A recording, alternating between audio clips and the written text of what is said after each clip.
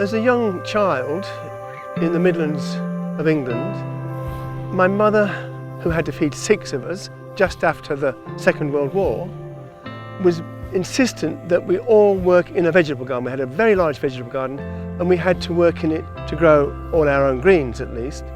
And I said to myself at about 8 or 9 that when I grow up, I'm going to play in the flower garden and not in the vegetable garden.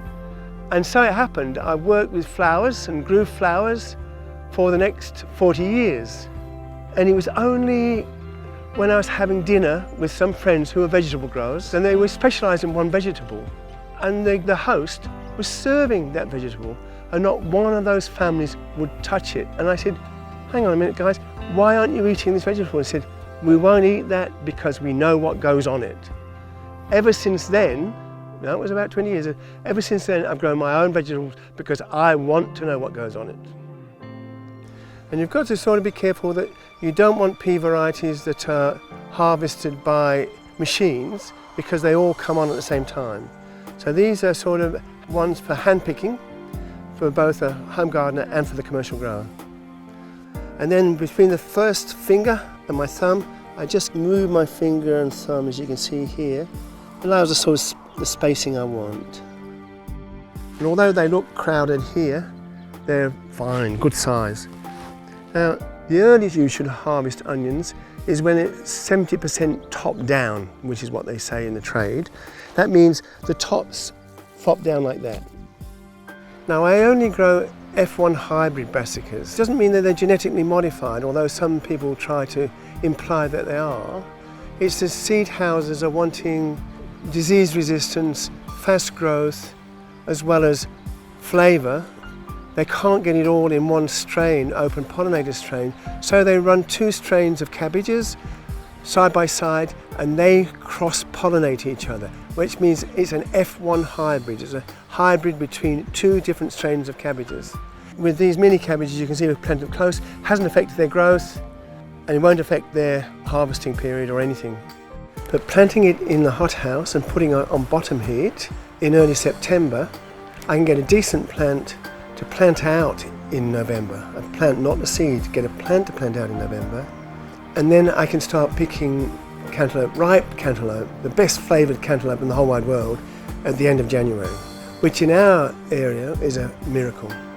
As this is a cantaloupe called Sarah's Choice, this variety ripens in about 80-85 days. It also is one of the most productive tomatoes you could grow. So you can grow it and it'll start producing with me in January and it'll still be going in end of May, June. And if I grow it in a polyhouse, right further into the winter. And the other thing about rhubarb, I was just warning you, the leaves are toxic. Really, for me, I'd only grow the orange ones if I have to, but my grandkids really like the different coloured ones. Planted 3 varieties of beetroot. My favourite one, the best one, I've already eaten most of it. Hit it as an angle like that, and each time it goes in a bit, it pulls the line tight.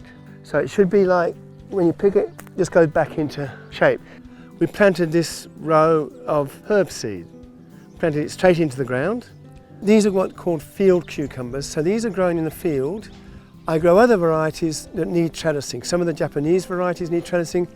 So you can do with all those early vegetables. It just brings them on about 2 weeks quicker, I'd say.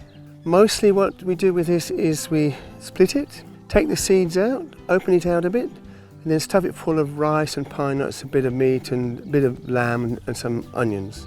And then sit it into a thin tomato-based sauce and just cook it in the oven.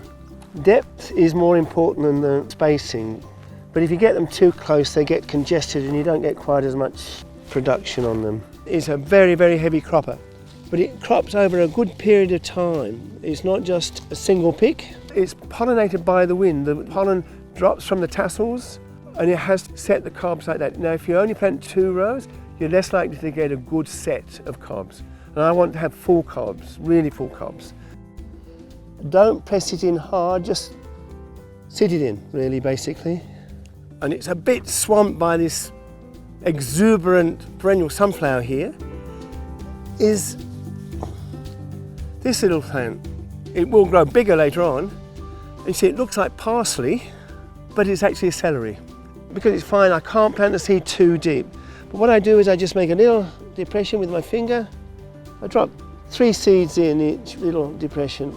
I only plant varieties that are resistant to the lettuce aphid.